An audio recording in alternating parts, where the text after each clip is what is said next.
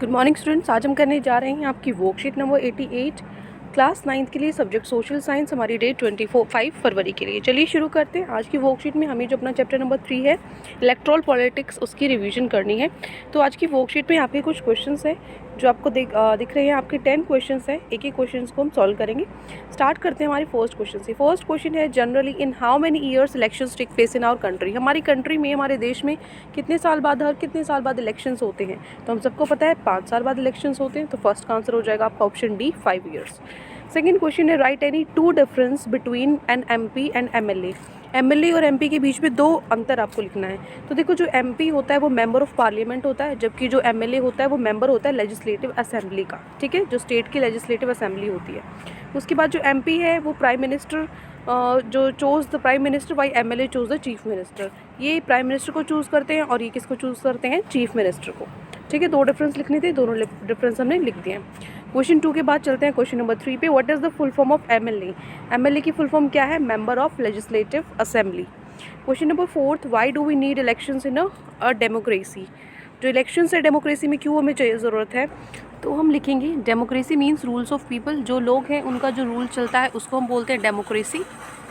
लेकिन डायरेक्टली सारे पीपल लोग जो हैं वो इसमें पार्टिसिपेट नहीं कर सकते गवर्नेंस में। ठीक है, तो जो पीपल हैं डेमोक्रेटिक कंट्रीज़ में वो अपने रिप्रेजेंटेटिव, अपना एक लीडर चूज़ करते हैं, उसके थ्रू वो रूल कर सकते हैं। देयरफॉर जो इलेक्शंस है डेमोक्रेसी के अंदर वो ज़रूरी है। ठीक है, टू इलेक्ट रिप्रेजेंटेटिव, अपने उन रिप्रेजेंटेटिव, अपने जो लीडर जिनको वो चाहते हैं उनको इलेक्ट करने के लिए। हो गया question number 4।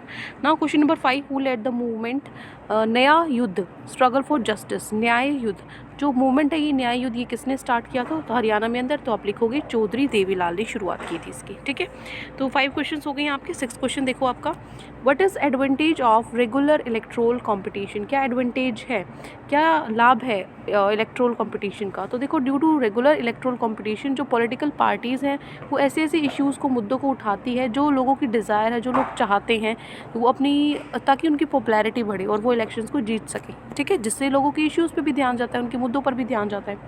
Second part, if the people are not satisfied with the work of political parties, how it can affect the poll results. अगर जो लोग हैं वो सेटिस्फाई नहीं है जो पॉलिटिकल पार्टी उनके लिए काम कर रही है, तो वो कैसे पोल को इफेक्ट कर सकते हैं। तो देखो, अगर जो लोग हैं वो सेटिस्फाई नहीं है पॉलिटिकल पार्टीज़ के वर्क से, जो चांसेस है उस पार्टी के कि वो नेक्स्ट जो इलेक्शन है उसमें ना जीत पाए, उनके जो डिक्रीज़ हो जाते हैं उनके चांसेस नेक्स्ट इलेक्शंस के लिए। ठीक है, क्वेश्चन नंबर 6 के बाद क्वेश्चन नंबर 7 है, in an election the voters make many choices justify the statement.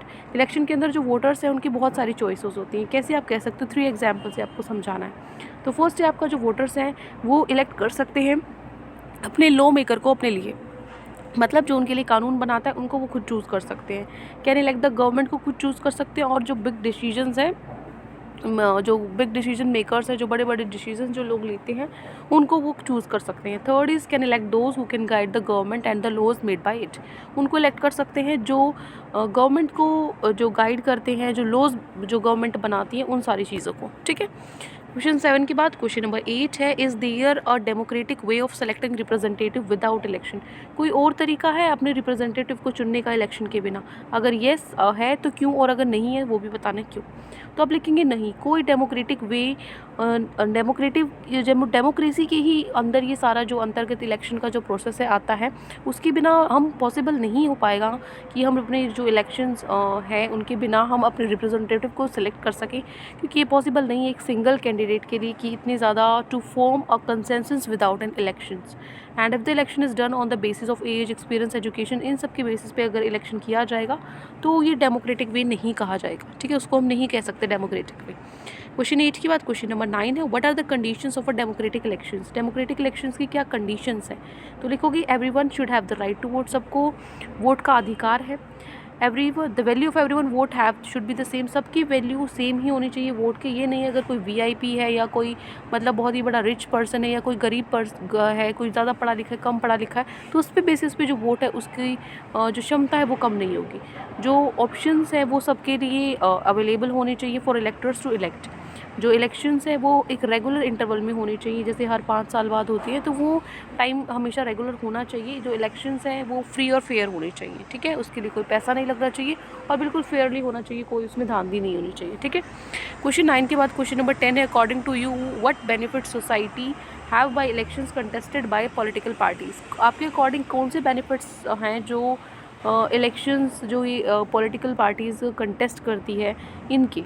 तो देखो कि जो पॉलिटिकल पार्टीज़ है वो अभी मैंने आपको बताया था वो मुद्दे उठाती है, raise issues according to the will of people, जो लोग चाहते हैं उसके अकॉर्डिंग, ताकि वो इलेक्शंस को जीत सके और उनके माइंड में उनको काम करके दिखाना होता है, ठीक है। There are more options available for public to choose a candidate. जो कैंडिडेट है उनको और ज़्यादा ऑप्शंस मिल जाते हैं चूज़ करने के लिए कि वो किसको वोट दे। जितनी भी पॉलिटिकल पार्टीज़ हैं वो अपने अपने मैनिफेस्टो, मतलब कि हम इस बार ये करेंगे, वो सारी चीज़ें लेकर आती है जो अंडरस्टैंड करने में मदद करती है उन पार्टीज़ की जो आइडियोलॉजी, क्या उनकी सोच है, which helps the public to choose the right representative, जिससे जो पब्लिक है उसको भी आसानी होती है चूज़ करने में, ठीक है। तो ये हो गया क्वेश्चन नंबर 10। तो ये 10 क्वेश्चन आज आपकी वर्कशीट में गिवन थे। आई होप आपको अच्छे से समझ में आ गई है। कोई भी डाउट है पूरी वर्कशीट में तो कमेंट सेक्शन में आप मुझसे पूछ सकते हैं, और अगर आपको वीडियो अच्छी लगी तो चैनल को सब्सक्राइब कर सकते हैं, वीडियो को लाइक कर सकते हैं। आज के लिए इतना ही। Thank you and have a great day.